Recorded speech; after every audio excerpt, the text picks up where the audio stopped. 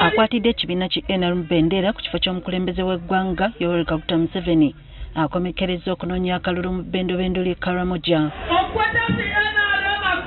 Ono kakuyegewe amukomekereza mu disitulikiti Napak ne Kapelebyong.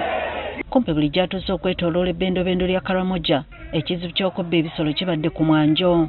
Museveni asoose kugumya Bakaramoja ekizibu kino bwe kitakyasoboka kuddamu kubaawo nga gavumenti yekyali mu buyinza. No way cattle rustling can come back. That time we had taken away 5 divisions, the one based in P,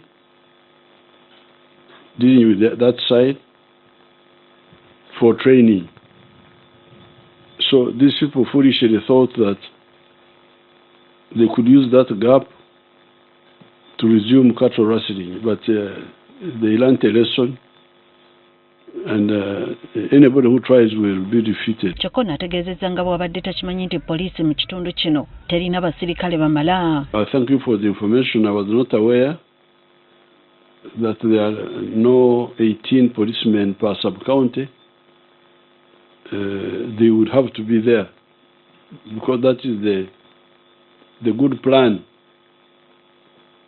It's not really difficult to deal with these criminals, especially now that we have got a good network of telephones.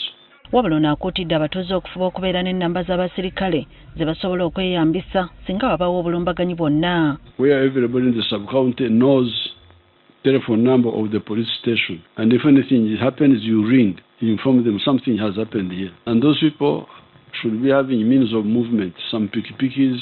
Enkya Museveni wakutandika kakuyegewe bitundu by'obuvanjuba bw'eggwanga mu bendobendo lya Teeso nga wakutandikira mu disitulikiti y'e Kapelebyong.